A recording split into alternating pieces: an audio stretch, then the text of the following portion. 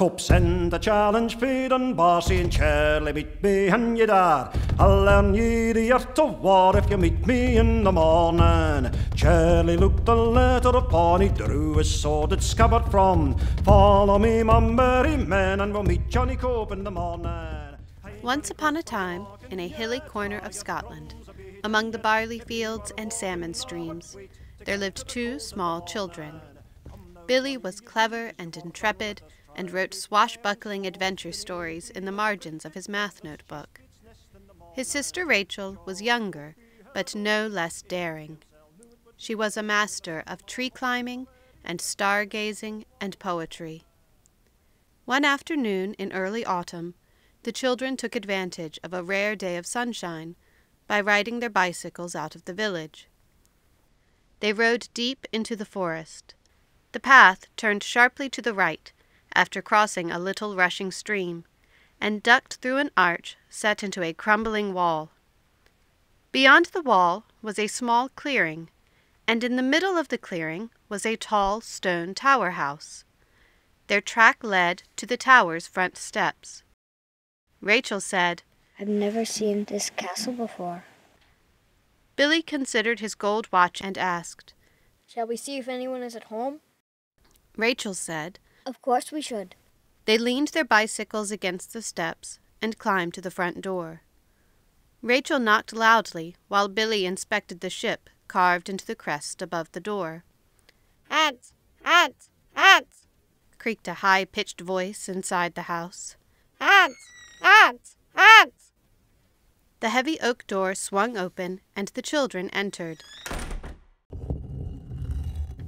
In the kitchen, a stove crouched between two high windows. The room smelled of smoke and salted meat. Half-empty whiskey bottles perched along the mantel. Spoons and saucepans rested on shelves above the stove, and strings of garlic and onions dangled from the rafters. On a wooden table in the center of the room was a large bird cage. Inside, a magpie flapped its wings and chattered at the children. "Ads! Ads! Ads!" it said. "Ads! Ads!" Billy said.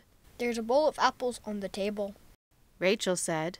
"Would you like an apple, Billy?" Billy said. "An apple would be delightful."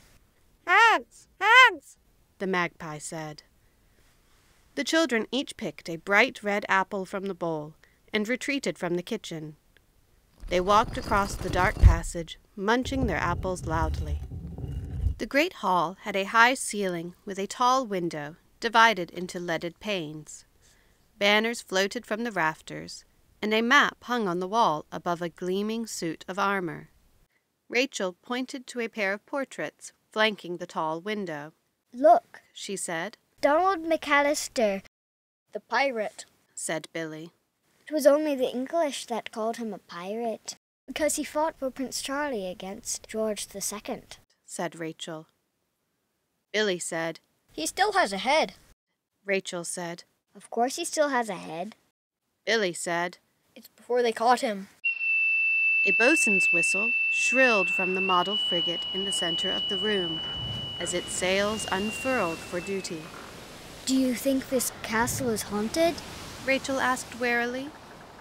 Billy gulped and pulled the bright gold watch out of his pocket.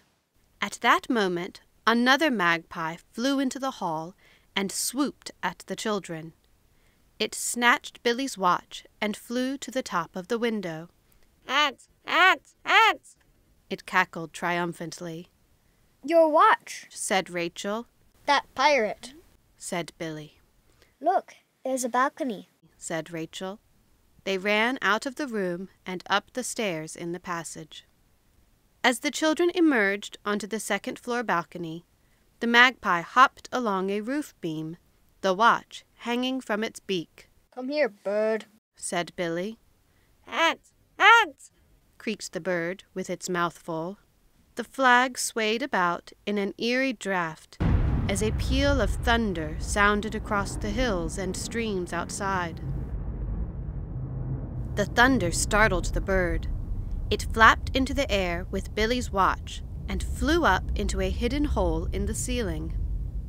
They leaned over the railing to look up at the hole the bird had flown into.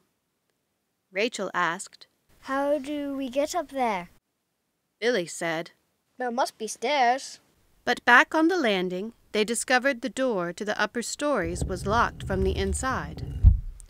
Not knowing what else to do, they entered the only other door on the landing and found themselves in a library filled with tall bookshelves. There was a reading table with a single opened book. Model ships and empty whiskey bottles lined the tops of the bookshelves like battlements. The children looked at the book on the table. A History of Scottish Pirates. Billy read. Look what page it's open to.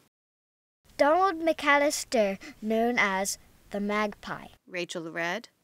Billy flipped the page. George's Navy hanged him. Rachel said.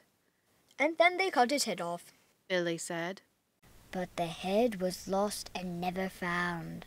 Rachel said. Hands! Hands! Beckoned a magpie from the bookshelf. Look! Rachel pointed to a book behind the bird. Billy read the cover. A History of Secret Passages. Rachel grabbed the book's spine and pulled. A door opened in the bookshelf, revealing a dark, narrow passage. Do we dare go into that dark, narrow passage? Billy thought aloud. Yes, Rachel answered. we dare. They stepped into the dark, narrow passage and found a trap door in the floor, with a rope ladder leading downward into gloom. At the bottom of the ladder, they found themselves in a tunnel built right into the castle's stone walls. They crawled through the tunnel until they got to a second ladder. This one led upwards. Up they climbed. They pulled themselves up through another trap door and saw a cluttered attic room built into the eaves. Start looking for that bird. I think we're above the hall now. Rachel said. They began searching among the various things stored or forgotten in the attic room.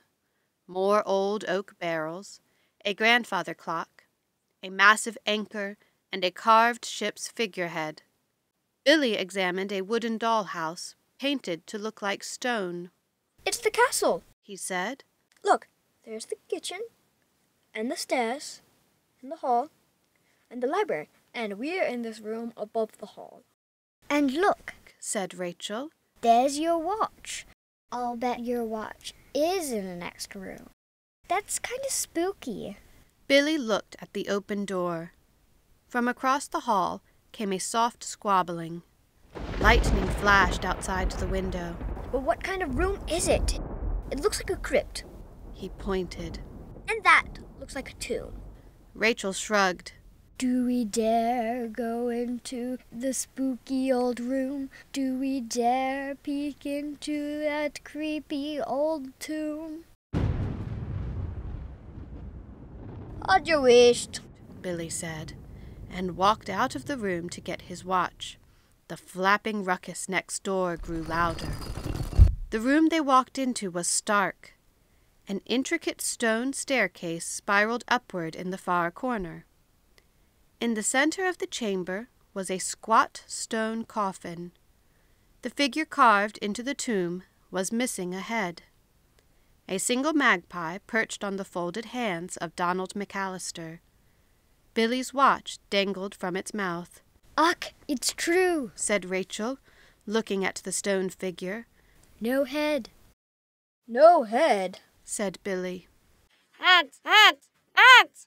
Said the magpie, with its mouth full, leering at them. My watch! Said Billy. Grab it, Rachel urged him. but quickly.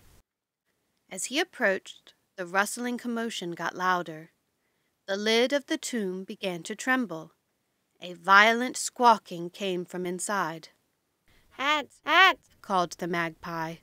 hands, hands, hands! The lid flew open, and a congregation of magpies burst from the tomb. The children ran backwards. More of the birds filled the room, blocking the exit and filling the space with flapping wings and beaks and claws. Hands, hands, hands, hands, hands, hands. In terror, Billy and Rachel raced up the spiral stairs, away from the demon birds. They pelted up the stairs into a cozy tower room and out a door onto the castle parapet. The wind blew spatterings of rain into their faces. Maybe there's another way down, Rachel said. They looked around, shaking and afraid.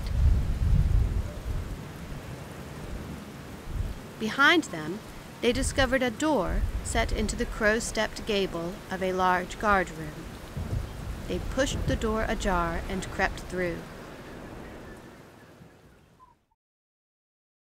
Inside it was gloomy, and the air smelled of dry rot and hair tonic, but it was unusually warm, and there was no rain.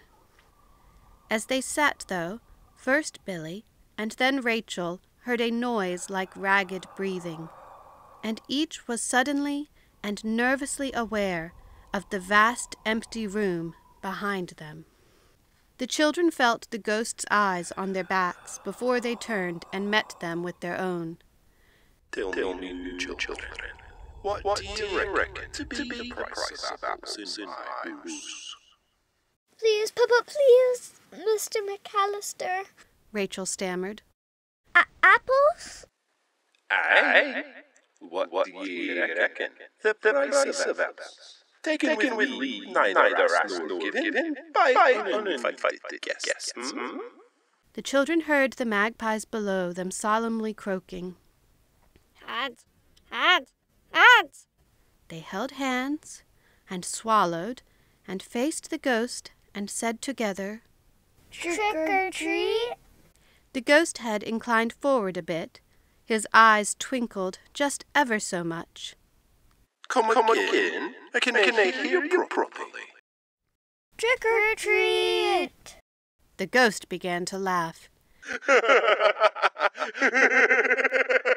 The ghost's laughing became more and more uproarious, and the children fled the guardroom out onto the roof.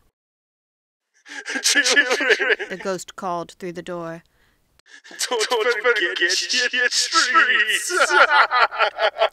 And as he said it, a torrent of blood-red apples poured from the towers on either side of the parapet.